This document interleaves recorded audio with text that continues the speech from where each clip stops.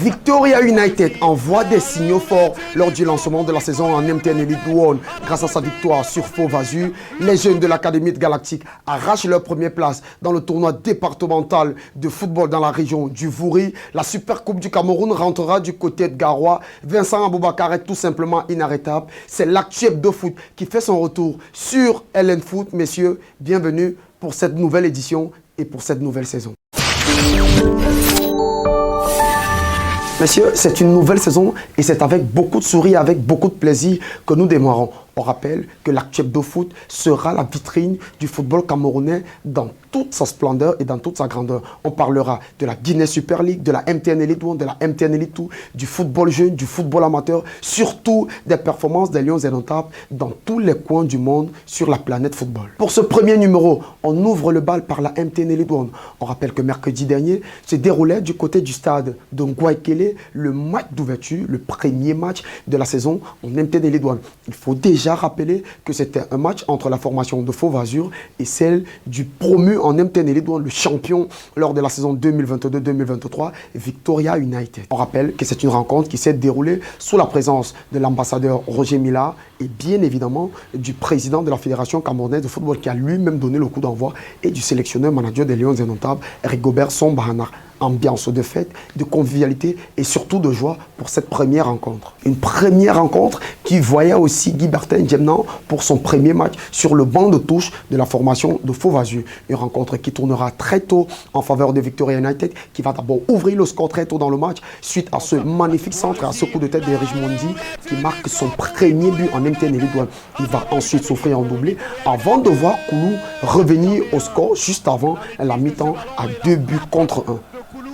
Beaucoup d'occasions seront manquées de part et d'autre dans cette rencontre. Le score restera inchangé. 2 buts contre 1 en faveur de cette formation de Victoria United. On rappelle que le 11 type de Victoria United possédait uniquement 2 joueurs ayant déjà disputé la MTN Elite 1. Il faut noter que le 11 type qui a démarré la rencontre pour Victoria United possédait seulement 2 joueurs à avoir déjà disputé le championnat professionnel de la MTN Elite 1. À la fin de cette rencontre, le président de Victoria United, Valentin Cohen, n'a pas caché les ambitions démesurées de sa formation pour cette saison. Voici donc la suite du programme de cette MTN Elite 1, la suite de la première journée, bien évidemment, qui se déroulera à partir de ce mercredi 4 octobre 2023 et se suivra jusqu'à samedi. Dans le groupe A, pour son retour en MTN Elite 1, la Dynamo recevra la formation de l'AS Fortuna au stade de la réunification de Bépanda mercredi quand il sera 14h00 à 16h au stade Omnisport, toujours de la réunification de Bépanda. Les Astres recevront l'Aigle Royal de la Menoie. Du côté du stade de Ngouaikele, c'est le choc. La Colombe tentera de se venger de la lourde défaite 5-0 lors de la dernière journée de la saison dernière face au Canon sportif de Yaoundé. Jeudi, PWD de Bamenda recevra du côté du stade Bamendi de Bafoussam, Bamboutos Football Club de Bouddha, vice-champion la saison dernière. Et l'Union sportive de Douala recevra Gazelle FA dans une revanche, puisqu'il faut rappeler que Gazelle s'était imposé 1-0 face à l'Union sportive de Douala la saison dernière au stade de la réunification de Bépana grâce à un but d'Alexis Yougouda-Kada. Dans le groupe B, Victoria United a déjà réussi à empocher sa première victoire de la saison. Faux Club de Baham, vainqueur de la Coupe du Cameroun et malheureux perdant de la Super Coupe, affrontera la formation d'APGS de Fou au stade de Bamendi. Avion Academy tentera de s'envoler face à l'Union sportive de mouvement de Loum et Coton Sport de Garoua, comme la saison dernière, recevra la formation de Stade Renard de Melon du côté du stade Romdé Adia de Garoua.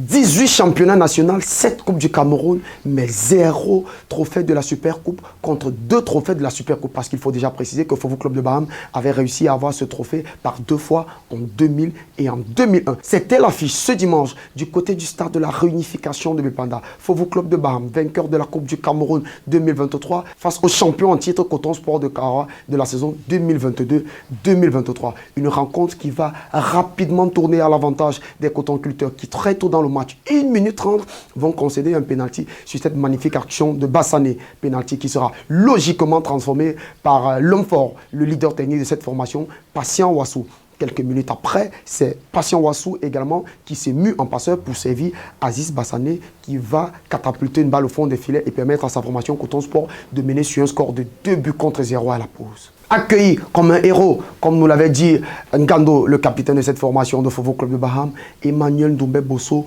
a livré ses impressions au terme de cette rencontre. Ça, c'est le deuxième galop d'essai depuis les quelques jours que nous avons pris les rênes de cette équipe. C'était pas évident parce qu'aujourd'hui, particulièrement après un mi-temps, ça n'a pas été. On a vu, n'est-ce pas, une équipe qui vraiment ne tenait pas. Mais on a corrigé à la mi-temps, on a remis les éléments qu'il fallait et la deuxième mi-temps était toute autre. C'est là où nous avons la petite satisfaction de n'avoir pas perdu complètement ce match. On se dit que s'il y avait eu un peu plus de baraka, un peu plus de réussite dans nos actions de la deuxième mi-temps, on serait peut-être à un but et pourquoi pas à égalité avant de voir la suite.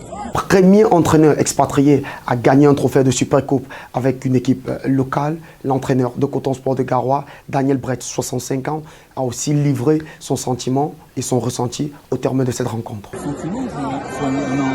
Un entraîneur doublement heureux. Je suis heureux d'avoir gagné le trophée et faire le trophée au Coton Sport, aux supporters à Garoua. Donc ça, je suis très fier et je suis surtout fier d'avoir amené les joueurs à ce niveau-là. C'est tout, c'est la première période où on a vu quand même une excellente première période. Donc, et je suis fier, je suis comme un professeur d'école qui est content quand les élèves récitent la leçon. On parle maintenant de la Ligue départementale du Vouri. L'école de football galactique était opposée en milieu de semaine face à la formation du Zénith. Il fallait un goal d'avirage conséquent pour pouvoir arracher la première place du classement. Chose faite, puisque les académiciens vont s'imposer sur un score sans appel de 7 buts contre 1. Il faut rappeler que durant cette rencontre, un homme s'est distingué d'une façon particulière et d'une façon brillantissime. C'est le jeune Ambé Kélérémy qui s'est offert un triplé dans cette rencontre. Vincent Abouakar ne s'arrête décidément plus. Le capitaine des Lions Indomptables a été décisif lors des 4 dernières rencontres qu'il a disputées avec le Besiktas. Il faut préciser que le week-end dernier, la formation du Besiktas affrontait Konyaspor et Vincent Abouakar a été buteur. Son club s'impose sur le score de 2-0. Lors des 4 derniers matchs de Vincent Abouakar avec le Besiktas, c'est 3 buts et une passe décisive. Pour son 7e match avec Damak FC, Georges Kevin Koudou s'est offert un but lors du succès 2-0 face à Kalish. Il faut rappeler que l'ancien attaquant du Besiktas totalise désormais